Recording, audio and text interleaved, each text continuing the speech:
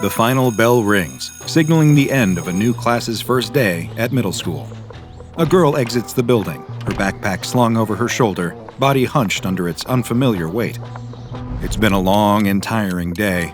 Her family just moved to this small Oklahoma town from the big city, and of course, she's spent every minute since then trying to adjust to her new surroundings. It's never easy to be the new kid in town. Right now, all she wants to do is to get home and relax. She doesn't want to think about school and its related anxieties for the rest of the night. As she walks down the stairs, she notices the school bus parked at the curb. Thank goodness, she thinks. I can't wait to get out of here. This day can't end soon enough.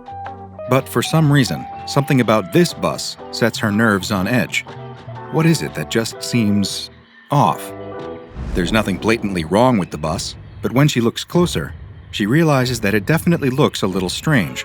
The different parts of the bus just don't add up. Some parts are new, clearly just off the factory floor, while others are battered and bruised from long-time wear. Some parts even seem to come from different makes and models of bus. I guess it's not that strange, she thinks. After all, her old school always had a measly budget. You could practically see the road through holes in the floor sometimes. Her new one probably just has those same issues. Aren't those problems all over the country after all? The school probably just had to buy a dilapidated old bus cobbled together from random parts to make ends meet. And besides, she thinks as she watches her classmates pile onto the strange bus without a second thought, none of the other kids seem to think that there's anything weird going on. This must all just be in my head, she thinks. I'm probably just being weird because I'm so tired. I can't let myself become the new girl and the weird girl. The girl is startled as she hears a voice behind her. Hey! She turns and sees a boy that she recognizes. He sits behind her in class. They haven't spoken before now, but he seems friendly enough. You're the new kid in school, aren't you? He says. Yes, my family just moved to town.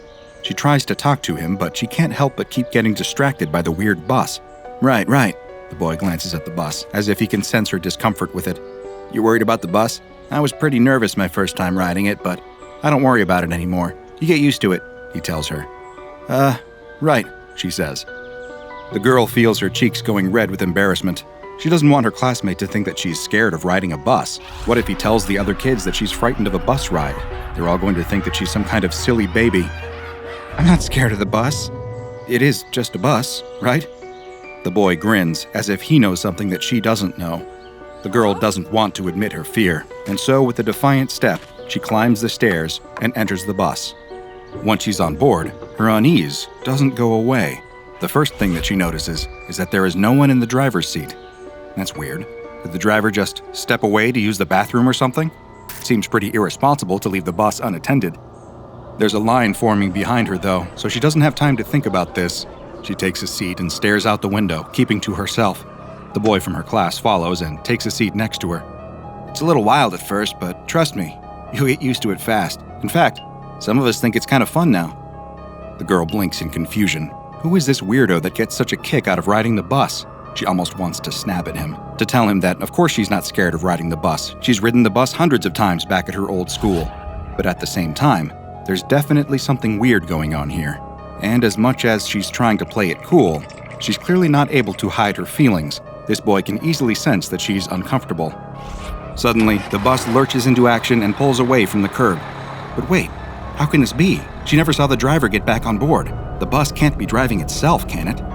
She stands up in her seat and cranes her neck to see. Her eyes bulge from her head in fear and surprise as she realizes that, in fact, there's no one driving the bus at all. The driver's seat is empty and the wheel is turning by itself as the bus careens down the road. Who's driving the bus? She shouts, but the other kids barely even react to her outburst. Most of them are chattering amongst themselves, and only one or two turn to look at her briefly before shrugging and turning back to their own private conversations. A chorus of giggles behind her alert her to the fact that she's just completely embarrassed herself. What's the matter, you scared? Calls an older boy from the back of the bus, guffawing loudly. Of course no one's driving. Don't you know anything? Leave her alone, says the boy in the seat next to her. It's her first time. She's never ridden the bus before. She's too panicked to correct him that, yes, she has been on the bus before, but not a bus like this one. What's going on? We're all gonna die, she cries, clutching at the seat in front of her in terror. Despite her fear, though, she can't help but notice that the bus isn't simply speeding into oblivion. The bus obeys all the traffic laws, stopping at stop signs and signaling before turns. It's almost as if the bus itself is alive and aware of what it's doing. "That's just how it is," says the boy next to her in a matter-of-fact voice as if he's anticipated her question. Apparently, this is a normal day for kids here in this Oklahoma town. The girl doesn't think she could ever get used to a bus that drives itself, but what comes next is going to prove to be even stranger. "But you might want to close your eyes for this next part," says the boy. The girl asks him what he means by that, but before he can answer, she feels a strange wave of sudden nausea overcome her. Her vision goes hazy, and the whole world seems to waver in her sight. But the sensation passes quickly, and everything is quickly back to normal. Or is it? She turns to look out the window. The city passing by is familiar. She can recognize many of the same buildings that she passed on her way to school this morning, but now they seem strangely altered. The structures are in advanced states of disrepair, with broken windows and boarded-up doors. The gutters are filled with trash and debris, and the streets seem to be abandoned. The bus takes a left turn down a side street, and the girl catches a brief glimpse of the town's city hall in the distance. She gasps. City Hall is on fire. Great gouts of hot red flame pouring from the shattered windows. Sirens echo through the air. The sky above is an ominous red, filled with angry storm clouds with jagged bolts of dry lightning dancing between the thunderheads, and she can see the funnel of a distant tornado making a touchdown in the hills. The bus briefly comes to a stop in front of the library, dutifully obeying a flickering traffic light. The library's windows are dark, but she can vaguely see shapes moving about inside. Electric sparks shoot from malfunctioning street lamps, and downed power cables flail like angry snakes in the street. It looks like some terrible natural disaster has hit the city. But what could it be? Surely she would have heard some warning while she was at school. It wouldn't have just carried on as usual in the classroom while the world outside burned. She turns to the boy next to her, a fearful question on her trembling lips. He seems to know what's going on. Otherwise, how could he be so eerily calm while everything outside the bus is falling apart or on fire? What happened to the city? Was there an earthquake? No, we would have felt it. Was there a hurricane? Every possible disaster scenario runs through her head as she desperately tries to think of an explanation. But what happens next reveals to her that there's no natural explanation for the strange sights that assail her eyes. As she watches through the window, a squadron of armed soldiers march down the street toward the darkened library. Suddenly, the doors fly open and people pour out, screaming as if they're being chased by some unspeakable evil. The girl expects that the soldiers must be here for disaster relief, but she is horrified when, instead of helping the escaping library patrons, they instead open fire upon the crowd. The girl screams in terror, but the other kids barely even notice. They're too busy talking or laughing. One kid is so disinterested in the spectacle outside that he's playing with a handheld game console rather than watch the carnage unfold. How can this be happening? Has the whole world gone crazy? She's filled with terror as she wonders, is the whole town under siege? Is her house still standing? Are her parents safe? Where is this bus even taking her? "I told you that you might want to cover your eyes," says the boy next to her. The bus continues on its route, passing all sorts of terrifying sights. A parking lot has been transformed into a mass grave. She watches as uniformed police line up peaceful citizens against a brick wall to brutally execute them by firing squad. Mass riots are taking place in the town's central park. People are yelling obscenities and pounding one another into pulp, while armed law enforcement officers sweep in to escalate the situation. The air is thick with screams, gunfire, and the smell of burning bodies. The shopping mall is overrun with giant spiders, which chase screaming shoppers out of the exits. She sees rats as big as cars scurrying out of the alleyways, grabbing random people with their taloned paws and biting their heads off with their long, sharp incisors. On the distant hills, she can also make out the outlines of even stranger creatures that she cannot identify. Dinosaurs, aliens, demons. She doesn't come from a particularly religious family, but the sights that she sees today definitely make her think that she might be seeing a glimpse into the maw of hell itself. The girl has never seen anything so awful in all her life. To her surprise, several of the other kids cheer as the bus drives past a gaggle of walking corpses. They're mutilated and half decomposed, but somehow still mobile, shambling down the sidewalk and moaning. How can the other kids be enjoying this? "Yeah, yeah, yeah," chant the kids. "Zombies, that rules!" "Maybe we'll get to see them eat some brains for once," cries the older boy in the back of the bus with sudden glee. "What is going on?" repeats the girl. "It's just the usual bus ride," says the boy next to her. "Don't worry, I felt the same way when I first started at this school, but it's really not so bad. I mean, it's kind of cool, isn't it?" The girl opens her mouth to respond, but she's suddenly overcome with that familiar feeling of nausea. The world quivers briefly in front of her, and suddenly, Everything is back to normal. The sky is clear and blue, the buildings are no longer dilapidated. People are bustling in the streets, going about their usual business. There's no sign of any of the horrors that she just witnessed. No fires, no soldiers, no monsters, and no zombies. The boy next to her commented that they must have been reaching someone's stop. From around the bus, she hears several other kids groan in frustration. They were hoping that they would get to see some exciting zombie carnage, but it looks like that show will have to wait for another time. The bus slowly comes to a halt, and the girl tenses as she hears the hiss of its air brakes. The door opens, and the girl realizes that the bus has stopped in front of her house.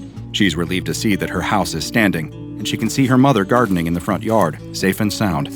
Was it all a dream? "This is my stop," says the girl, standing up as if in a daze.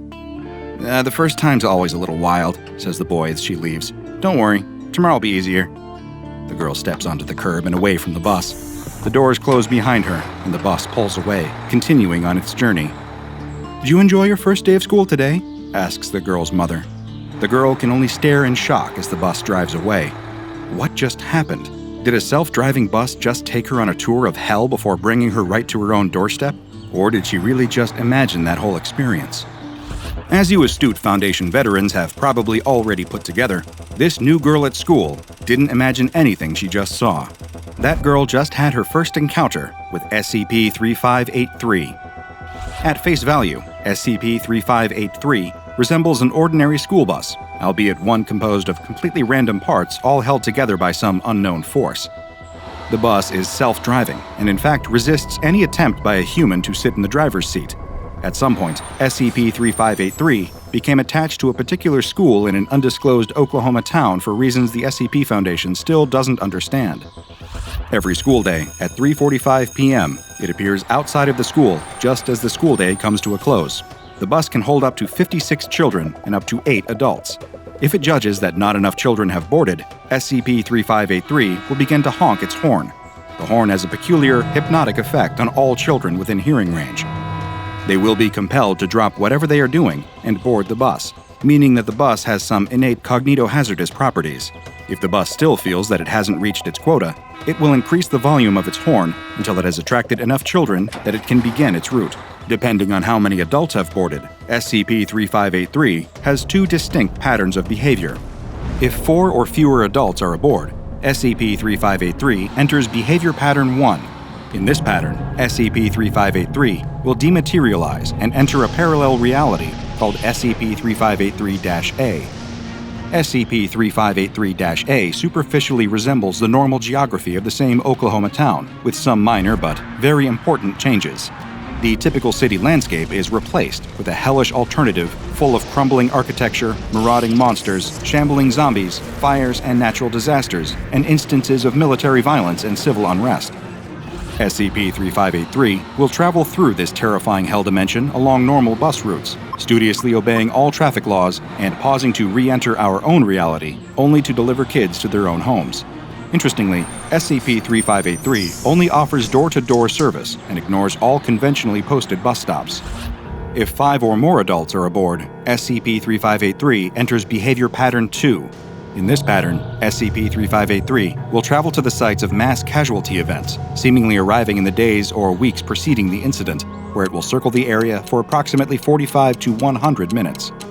After this, it will enter pattern 1, delivering each child passenger to their home, before then delivering its adult passengers home as well. Known mass casualty sites visited include Pompeii, Nanking, and the World Trade Center in New York. Passengers inside SCP-3583 can take photos or video through the bus window, and all footage shot from within SCP-3583 matches exactly with archive footage taken at the mass casualty site at the time that SCP-3583 supposedly visited. However, SCP-3583 itself has never been reported by witnesses at any site or seen in any archive footage of any site. Luckily, SCP-3583 has proven to be a boon to this struggling school district. The school principal noted that SCP-3583 has a better safety record than any human driver. In addition, it never calls in sick and is never late for a pickup or drop-off. Every student that has received a ride in SCP-3583 has arrived safely, if a little shaken, at their home destination. And best of all, SCP-3583 is saving the school a lot of money on both driver pay and vehicle maintenance, money that the school has used to hire a new music teacher. The general consensus of the local community is that as long as SCP-3583 wants to work as a school bus and continues to do a good job, who are they to look a gift horse in the mouth? Although it still might behoove some of SCP-3583's more sensitive riders to shut their eyes and plug their ears until they get safely home. The SCP Foundation first became aware of SCP-3583 when students began posting cell phone footage of their rides online. Although the Foundation has successfully scrubbed information about SCP-3583 from the internet, it has been less successful in figuring out what to do with the so-called school bus from hell. Foundation field agents are so far unable to explain SCP-3583's motive or operations. Conventional attempts to contain SCP-3583, such as impounding the bus or towing it to the junkyard, are futile. SCP-3583 will immediately dematerialize, falling apart into a rubble of disparate bus parts as the force binding it together appears to abandon this plane. However, SCP-3583 will always return the next school day, ready and willing to begin its afternoon shift. Agents have considered closing the affected school, but feared that would only move the problem, as SCP-3583 would simply attach itself to another school. The SCP Foundation is currently monitoring the situation and has several agents embedded within the school district posing as regular staff. Because of this immense difficulty in containment, SCP-3583 has been given the Keter Object Class. Considering the number of SCP anomalies that involve horrific bodily harm being done to their victims, it's honestly a breath of fresh air to be dealing with one this seemingly benevolent. A little post-traumatic stress disorder aside, of course.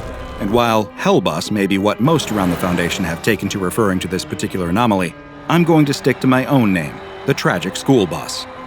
Now go and watch another entry from the files of DrBob, like Man-Eating Bus, SCP-2086 Rerouting, for another piece of public transportation with a terrifying secret. And make sure you subscribe and turn on notifications so you don't miss a single anomaly as we delve further and further into the SCP Foundation's classified archives.